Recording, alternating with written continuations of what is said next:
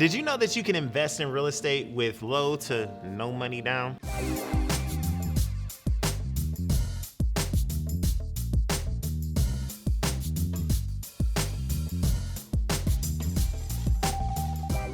What's up, y'all? My name is Julian McClurkin. This is the McClurkin Invest channel. Thanks for joining me today. Today, I'm going to tell you exactly what got me interested in investing in real estate in the first place. I'm a professional basketball player, and on the back of our tour bus one day, my colleague was telling me about investing in real estate. And I was telling him, like, I don't have the money to invest in real estate. There's no way that I can actually do that. Buying real estate is one of the biggest purchases that people do in their whole life. Sometimes people only buy one house their entire life, right? And he's back there telling me, like, yeah, but you know, you're not always going to be able to play basketball and dunk on people like you do. By the way, check me out on YouTube. I'm pretty good in basketball. Look, if you think about it, there's so many different ways to invest in real estate. And I was only thinking about the traditional method, right? Like, you got to have a bunch of money saved up.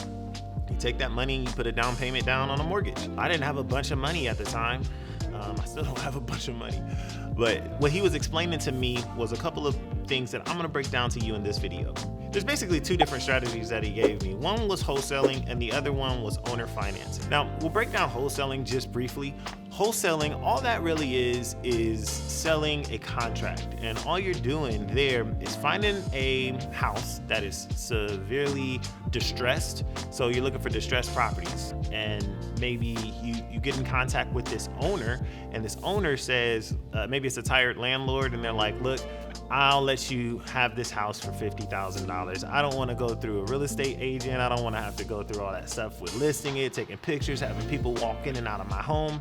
So here, I'll sell it to you if you can give me a good deal. Well, you tell them, yeah, I'll buy your house $50,000 cash, and it will close in 14 days. And all you're really doing is selling that contract that you signed with that person to somebody else who's willing to pay more than you have it in contract for. So now what do? You go to your seller's list that you have, and you go to that email list and you say, hey, I got this property for $60,000. Yeah, you paid $50,000, but you upcharged it about $10,000. The average wholesale fee is anywhere from $10,000 to $20,000. I've seen wholesale assignment fees all the way up in the $90,000 and $80,000 range. So once you find this other buyer, you go and you sell that contract to that person. You take it to title. You can do a double closing or a blind closing.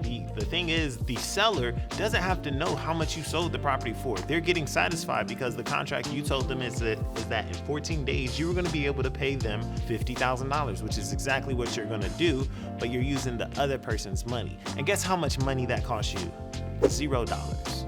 That's one cool way to invest in real estate. It's called wholesaling. Now, check your state laws and make sure that you can do this in your state. Every area is a little bit different, okay? Now, the way that my teammate was telling me that I should invest in real estate was owner financing. I had no idea what that was, but it is exactly what it sounds like. It's the owner of the property taking care of the financing deal for you. Now, maybe you're somebody who doesn't have the best of credit. Typically, to get a mortgage, you need at least a 620 credit score or better. All right. And at the time, I didn't have a 620. I probably barely had a 520. But I was making good money and consistently being able to pay rent for where I was. I wasn't renting at the time, but I could have been renting, and I had income to show that I could rent. Maybe you're in the same position, or maybe you are renting right now. If you're paying, $1,000, $1,500 a month in rent, you make good enough money to own a house or do a mortgage. So what you do is find another owner, find somebody who's willing to sell you their home, owner financing. Now, we're gonna go over where to find these people at a little bit later in the video. Find somebody who's willing to do owner financing. What you do is you go to this seller, maybe it's somebody on Zillow who's had their property on there for at least 20 or 30 days. In this market, that is a lifetime. Here in Columbus, Ohio, the average days on market is only 2 weeks for a property. I mean, I just sold a property today that I put on the market yesterday. So it takes zero time. So you know that if you see a property that's been on the market for a long time, that these people are starting to sweat and they're ready to sell this property.